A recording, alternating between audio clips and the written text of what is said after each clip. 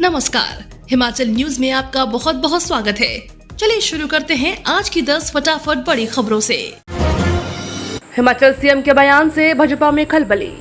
हिमाचल के मुख्यमंत्री सुखविंदर सिंह सुक्खू ने कहा कि भारतीय जनता पार्टी के 9 विधायकों की सदस्यता जा सकती है। इनकी सीटों पर उपचुनाव हो सकता है। ऐसा हुआ तो कांग्रेस के विधायकों की संख्या 50 के करीब पहुंच सकती है।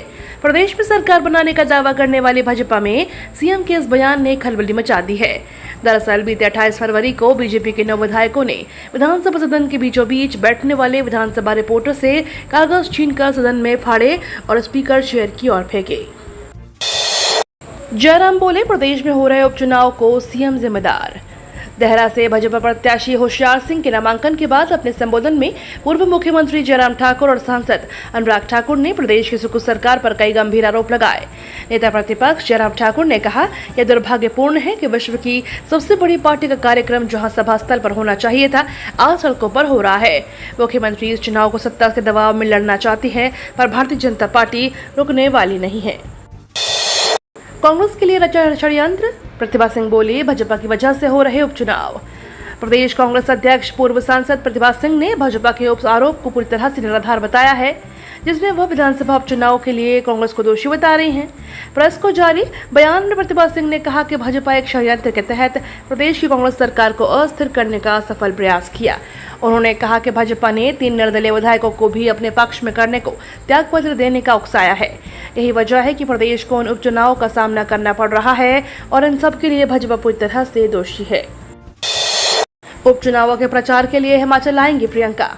हिमाचल प्रदेश के होने जा रहे 3 विधानसभा सीटों के उपचुनाव में प्रचार के लिए कांग्रेस की राष्ट्रीय महासचिव प्रियंका गांधी वाड्रा, संगठन महासचिव केसी वेणुगोपाल और महिला कांग्रेस की राष्ट्रीय अध्यक्ष अलका लांबा हिमाचल आएंगी। नालागढ़, देहरा और हमीरपुर में चुनाव प्रचार के लिए कांग्रेस ने 40 स्टार प्रचारकों की सूची तैयार कर दी है। सर्वश्री भूपेंद्र हुड्डा, भूपेश बघेल, सचिन पायलट, प्रताप बाजवा, राज बब्बर और सुप्रिया श्रीनेत भी सूची में शामिल हैं। सीएम सुक्खू के 9 विधायकों वाले बयान से सियासी हलचल फिर तेज। मुख्यमंत्री सुक्खू के बयान के बाद प्रदेश में एक बार फिर से सियासी हलचल तेज हो गई है। सीएम सुक्खू ने भाजपा के 9 अन्य विधायकों को अयोग्य घोषित करने के लिए बयान से नया तीर छोड़कर भाजपा पर पलटवार किया है। इस मामले पर कांग्रेस विधायकों ने एक याचिका दायर की थी, जो विधानसभा अध्यक्ष के पास विचाराधीन है। अब चर्चा यह है कि अगर सचमुच ऐसा होता है तो प्रदेश विधानसभा के तीसरे उपचुनाव की नौबत आ सकती है। हिमाचल सीएम का पूर्व मुख्यमंत्री पर हमला, कहा जयराम उन विधायकों की चिंता करें जिन्होंने विधानसभा में गुंडागर्दी की। हिमाचल के मुख्यमंत्री सुखविंदर सिंह सुक्खू पूर्व सीएम और नेता प्रतिपक्ष जयराम ठाकुर पर बड़ा हमला बोला। सीएम सुक्खू ने कहा, जयराम ठाकुर सरकार बनाने के सपने लेना छोड़ दें। कांग्रेस के पास 38 विधायक हैं। हाईकोर्ट में चल रहे मुख्य संसदीय सचिव केस को लेकर जयराम ठाकुर ने लोगों को बहका रहे हैं। हमीरपुर से कांग्रेस प्रत्याशी डॉक्टर पुष्पेंद्र का नामांकन भरने हमीरपुर पहुंचे मुख्यमंत्री ने कहा, जयराम को सीपीएस ही नहीं बल्कि अपने उन 9 विधायकों की चिंता करनी चाहिए जिन्होंने विधानसभा के बजट सत्र के दौरान सदन के भीतर कागजात फाड़कर आसन का अपमान किया है और गुंडागर्दी का रंगन आज सदन में किया। धर्मशाला में आचार संहिता समाप्त होने के बाद प्रदेश सरकार निभाएगी वादा। हिमाचल प्रदेश केंद्रीय विश्वविद्यालय के धर्मशाला कैंपस के लिए जमा होने वाली 30 करोड़ की राशि के अब जल्द ही जमा होने की उम्मीद है। देहरा की छोड़ जिला भर में आदर्श आचार संहिता समाप्त होने के बाद जनता को सरकार द्वारा अपना वादा निभाने की आस है। ख्याति प्राप्त शक्तिपीठ मां चामुंडा के निकट जंतरांगल में बनने वाले सीयू के कैंपस के लिए केंद्र सरकार द्वारा करीब 250 करोड़ से अधिक की धनराशि स्वीकृत की गई है। कालका शिमला रेलवे लाइन पर दरारें आने के बाद ट्रेन परिचालन स्थगित। रेलवे पुल पर दरारें आने के बाद कालका और शिमला हेरिटेज लाइन पर सभी ट्रेन परिचालन स्थगित कर दिए गए। कुल 7 ट्रेनों में से 2 ट्रेनें तारा देवी स्टेशन से आएंगी और वापस आएंगी तथा एक के कंडा गजेट से लौटने की उम्मीद है, लेकिन शिमला तक सभी ट्रेनें स्थगित रहेंगी। इस मुद्दे पर बात करने के लिए रेलवे स्टेशन का कोई अधिकारी उपलब्ध नहीं था। पर्यटक निराश हैं क्योंकि उन्हें अपने यात्रा कार्यक्रम को पुनर्निर्धारित करना पड़ रहा है। हिमाचल की सबसे बड़ी प्राकृतिक झील के अस्तित्व पर मंडरा रहा खतरा। देवभूमि हिमाचल प्रदेश के नारी देह के आकार में मौजूद भगवान श्री परशुराम की माता श्री रेणुका जी के झील के अस्तित्व पर खतरे के बादल मंडराने शुरू हो चुके हैं। धार्मिक मान्यताओं के अनुसार मां रेणुका जी के सिर के ताज यानी झील की ऊपरी हिस्सा पिछले काफी समय से दलदल और गाद इत्यादि के कारण धीरे धीरे विलुप्त होता जा रहा है। इसी बीच हिमाचल की सबसे बड़ी प्राकृतिक झील के अस्तित्व को बचाने की मांग की जा रही है। हिमाचल की दवा कंपनियों में संकट के बादल, 22 दवाओं के सैंपल हुए फेल। हिमाचल प्रदेश में बनी 22 दवाओं के सैंपल फेल हो गए हैं। हिमाचल समेत देश में निर्मित 52 दवाएं मानकों पर खरा नहीं उतरी हैं।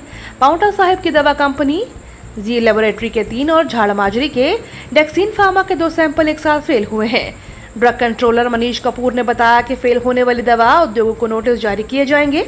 बाजार से स्टॉक को वापस मंगवाया जाएगा। मई के ड्रग अलर्ट में यह सैंपल फेल हुए हैं। हिमाचल के चंबा में रावी नदी में गिरी थार, 2 युवकों की मौत, तीसरा घायल। हिमाचल प्रदेश के चंबा जिले में सड़क हादसा हुआ। यहां पर शहर में एक थार गाड़ी रावी नदी में जा गिरी। हादसे में 2 युवकों की मौत हो गई, जबकि एक घायल का इलाज चल रहा है। पुलिस मामले की जांच कर रही है। जानकारों के अनुसार बीती रात को चंबा शहर की सरोल पर यह हादसा हुआ। चंबा मेडिकल कॉलेज सरोल के पास सड़क से करीब 200 फीट नीचे एक महिंद्रा थार नदी में जा गिरी। गाड़ी में सवार 3 लोगों में से 2 की मौत हो चुकी है। IIT मंडी ने बनाया AI योगा मैट। IIT मंडी से जुड़े एक स्टार्टअप ने एक कृत्रिम बुद्धिमत्ता और सक्षम योग मैट विकसित किया है। इस चटाई को योगीफाई कहा जाता था और इसे कई केंद्रीय मंत्रियों को भी उपहार में दिया गया था। योगीफाई मैट को विज्ञान और प्रौद्योगिकी मंत्रालय की ओर से विदेश मंत्री S शंकर द्वारा लॉन्च किया गया था। S जयशंकर, रेलवे सूचना एवं प्रसारण और सूचना प्रौद्योगिकी मंत्री अश्विनी वैष्णव, वित्त मंत्री निर्मला सीतारमण और अन्य केंद्रीय मंत्रियों को भेजा गया। हिमाचल की सड़क से जुड़ेंगे 250 तक की आबादी वाले गांव। केंद्र सरकार प्रधानमंत्री ग्राम सड़क योजना के 4थे चरण पर मंथन शुरू हो गया है। इस चरण में 250 तक की आबादी वाले गांव को सड़क से जोड़ा जाएगा। दिल्ली से इन जनसंख्या वाले गांव की रिपोर्ट राज्यों से मांगी जा रही है और हिमाचल समेत इन तमाम राज्यों को इन आंकड़ों को जमा करने में जुट गए हैं। प्रदेश में इस प्रोजेक्ट को लेकर अब उन ग्रामीण इलाकों की खोज की जा रही है जो अभी सड़क से अछूते रहे हैं। इस प्रोजेक्ट का निर्माण 90 और 10 के पैकेज में होगा। 90% खर्च केंद्र सरकार करेगी। भारत और बांग्लादेश के बीच हुए कई समझौते। बांग्लादेश की PM शेख हसीना 2 दिवसीय भारत दौरे पर हैं।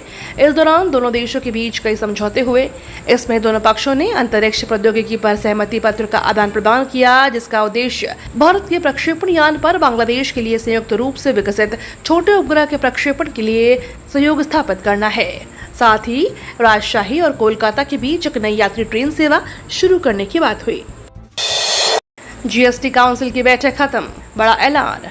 लोकसभा चुनाव 2024 और नई सरकार के गठन के बाद GST काउंसिल की पहली बैठक हुई।